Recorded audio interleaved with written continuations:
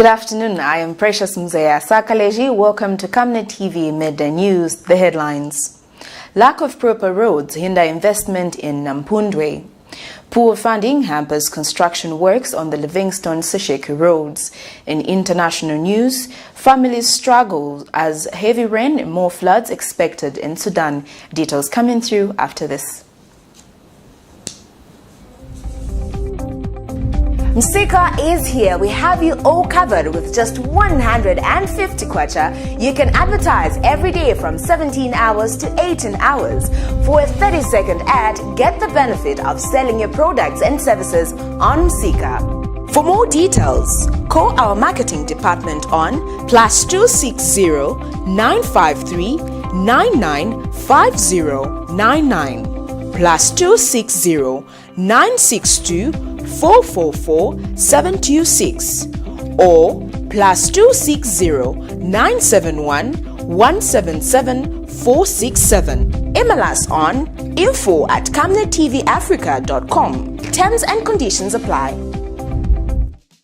The Food Reserve Agency, FRA, wishes to inform small-scale farmers countrywide that it has received funding from government and has since started buying maize, paddy rice and soya beans for national strategic food reserves. Farmers are therefore requested to deliver their crops to any nearest FRA satellite depot countrywide and note that payments are made upon delivery of their crops and processing of documentation as cash is available. FRA, securing national strategic food reserves, taking wealth. And now the news in detail. Some residents of NUMPUNDWE in Shiboyonji district of Lusaka province say lack of proper roads in the locality is hindering investors from investing in the area. According to the residents, those that wish to invest in the area have always been complaining of bad roads which have not been maintained for a very long time now. The residents cite the NUMPUNDWE main road as one being in a very bad state, needing urgent attention from government. They state that farmers are also facing challenges of transporting their goods from their farms to the marketplaces. The residents are concerned that come rainy season, the roads become impossible, making movement even more challenging. Details in the following report. So like I said, my youth takana challenge kulibe my industry, my investors swanga bwe because road is bad. So the people pari wa government particularly kono so that na my youth pese ko at least sipeza ko mpezera ko ndira. So tilikuwa na challenge ambili ma schools development kulibe because road kulibe bana wa school ngati mvula ya roka kulibe kuyenda ma streams kulibe ma bridge. So mvula ngati ya roka bana kulibe kwenda ku school development kuno kuti bwere ma investors swanga bwere kulibe road. So ndiye ma challenges nayo. So tupemba ko boma yangane kutandizireko cyane. Vuti ya menetri nayo ni road. Ikaroka mvula mamotoka ya majomba kulibe kupita. So bantu baina ma business bopeleka bogulisa ku town sibayenda. Ndaba road niyo ipa. Ikasiya kuroka mvula ndiye pamenye bayenda bantu ku town. Road yatu niyo vuta ndiye yakuti batitandizeko road kankalabwino ishinefe kupita bantu batu bankalabwino. Meanwhile, Nkandu Consulting Limited has cited lack of funds from the central government in completing construction work on the Livingston SESHEKE road, which has been in a very deplorable state for many years now. Briefing a delegation from the Road Development Agency, RDA, led by its Vice Chairperson Yam Famulenga, Company Project Manager Engineer Richard Kasongo highlighted erratic funding from government as a major reason for the slow pace in completing the project. Government started working on the road about 4 years ago, and up to now the work are still ongoing. Mr. Mkanga has however acknowledged lack of funding to the project and ensures that government is doing everything possible to find money for the project. The first section is about 10 kilometers from 65 to 75, where we are doing crack sealing, pothole patching and asphalt laying of 40 millimeters. Then we have a critical section of an embankment. The terrain is more or less flat. So what happens is water, when the Zambezi breaks its banks, water doesn't go anywhere, so you have flooding. So that flooding causes the soaking of the embankment, which washes away the fines, and so you find depressions that have formed. So that 50 kilometers, we have to work on improving the drainage system by having more channels, so that even if water doesn't go, but it's able to move around. And then after that 50 kilometers in the middle, we have the 37, where we are doing some reconstruction in some cases, and also the same portal patching and asphalt laying. This first section, we have managed to do 1.5 kilometers. But like the engineer has mentioned, we were doing some holding maintenance, but we thought it's better that we put money to permanent works. So what we have suffered, why activity level, as you can see, is low, is basically the issue of cash flow. I think that's what we... And what is happening? Because I think we have received a lot of complaints, and we thought we should just have an on-site check to see exactly what is happening. Otherwise, that issue of cash flow is understood, and we're aware about it. Government is doing all they can to ensure that improves.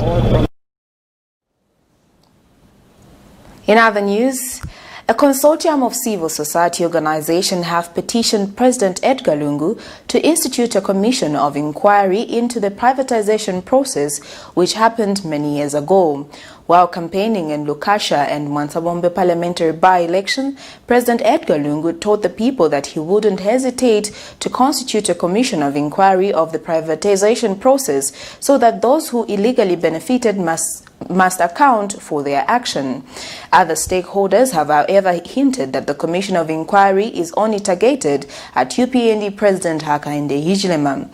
Recently, the movers of the motion to have the inquiry instituted recently wrote to the Chief Justice on the same matter, but responded that she has no power to institute such an inquiry but the head of state.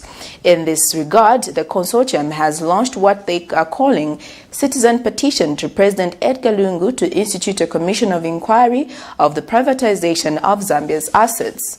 The petition, which can be signed online, seeks collection of 20,000 signatures to be presented to President Edgar Lungu on Friday this week. The civil society organizations comprise the National Youth Anti-Corruption Movement, Young African Leaders Initiative, and Zambia Institute of Governance and Civil Liberties Advocacy Platform. The members held a joint media briefing in Lusaka on Sunday. Of the Republic of Zambia, His Excellency Dr. Edgar Chagwa Lungu, to institute a commission of inquiry on the privatization of Zambia's assets. As I indicated at the beginning, we are relying on the Inquiries Act, Chapter 41 of the laws of the Republic of Zambia. To be specific, we are relying on Section 2 of Chapter 1 of the laws of Zambia under the Inquiries Act.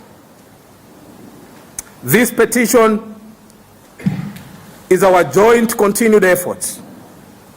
After having petitioned the Chief Justice, our late Chief Justice Irene Mambilema, to open an inquiry into the privatization of national assets.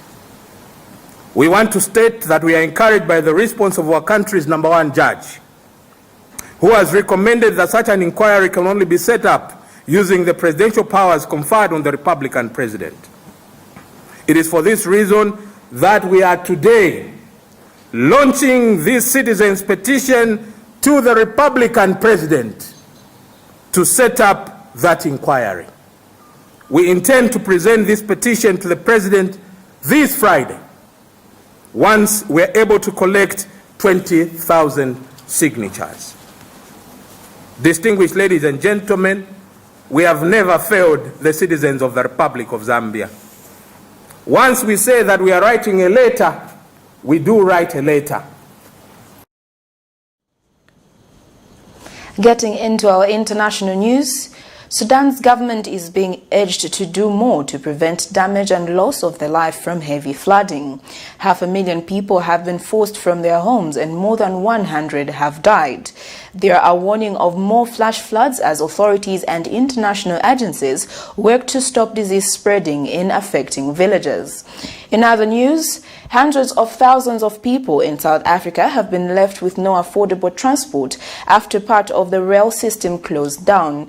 Train services have already been severely limited because of the pandemic, and now the theft of cables and even station roofing materials has led to even more limitation as the Passengers Rail Agency struggle to keep trains running. We monitored Al Jazeera. There is no let-up in the suffering of Sudan's flood victims. In Sinjar town in southwestern Sudan, entire neighborhoods remain completely cut off. The Haya Shargi neighborhood is only accessible by canoes. Ahmed Abdullah sent his wife and children to a camp for the displaced, but chose to remain behind to guard his flooded house. He is angry at the lack of help. الاستجابة من الحكومة كانت ضعيفة جدا. The response from the government has been very weak. For the past 3 years, we've been begging the government to reinforce the flood defences, but they didn't. We went and spoke to everyone from the local authorities to the national government, and still nothing. The worst floods for 100 years in Sudan completely destroyed most homes in this neighborhood.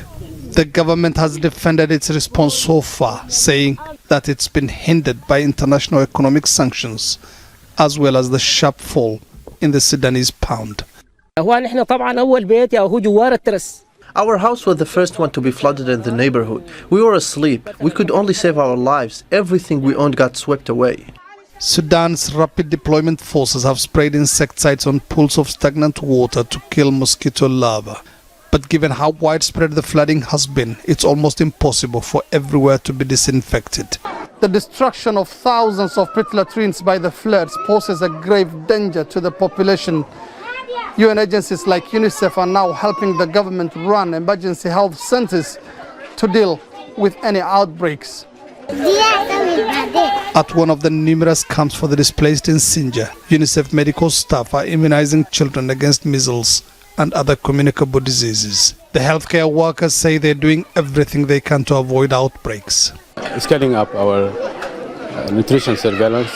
Now we are conducting more screening to be on standby for any nutrition outbreak, and also to detect early the malnutrition cases and to treat them and to refer them if they need further treatment. The government in recent days issued new alerts to communities living on the banks of the Nile that rains in the highlands of neighboring Ethiopia could lead to flash floods. Sudan's Humanitarian Aid Commission says 650,000 people have been affected since the start of the rains in mid-July. Millions of others are facing hardship as the cost of food and transport soars because of the flood disaster and long-running economic turmoil in Sudan. About 1.2 million commuters across South Africa's Gauteng province use these trains every day. They're a lifeline for those travelling to work and school who can't afford more expensive transport such as minibus taxis. But with coronavirus lockdown restrictions limiting timetables and now widespread theft, train services across South Africa are facing a crisis. Thieves have pillaged stations, stolen cables and vandalized facilities. In Gauteng province alone, trains are operating at under a third of normal capacity. We can say that it's economic sabotage because Gauteng is an economic hub. If you cripple the rail infrastructure, the rail infrastructure is the one that will link many economic activities. So it is a real economic sabotage from that angle. In this mobile footage, thieves are seen risking 3,000 volts of electricity running through the cables to get to the valuable copper. In another video, men can be seen removing corrugated iron sheeting from the roof of a railway station. These are overhead traction wires which supply power to the trains. Little remains. The passenger rail agency PRASA has had to rent diesel-run locomotives to pull the trains instead. The government says the stolen copper is melted down and exported through Mozambique to markets in Asia. It's believed it will cost at least $120 million to replace the stolen and damaged equipment and facilities. This is one of several metro railway stations and offices across the Gauteng province, vandalized and looted.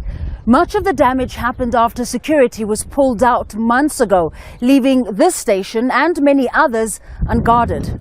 Security was withdrawn after it was uncovered that contracts had been awarded illegally. PRASA is an organization that was overrun by malfeasance. Malfeasance attacked a number of key and strategic areas within PRASA. And the security contracts were designed to favor security companies and the people who were benefiting from that inside PRASA. While the rail agency was last year placed under administration by the Minister of Transport to fix its problems, the government has not given a clear timeline of when the train system will work properly.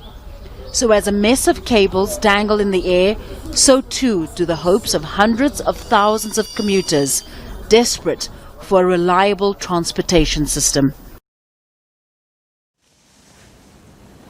That international news item brings us to the end of Camnet TV Midday News, but before we go, the headlines once again. Lack of proper roads hinder investment in NUMPUNDWE. Poor funding hampering construction works on the Livingston and SESHEKE Road. In international news, families struggle as heavy rain, more floods expected in Sudan. Thank you for joining me. I am Precious Mzea Sakaleji. Make a date with us this evening at 19:13 on Camnet TV Main News. Good afternoon.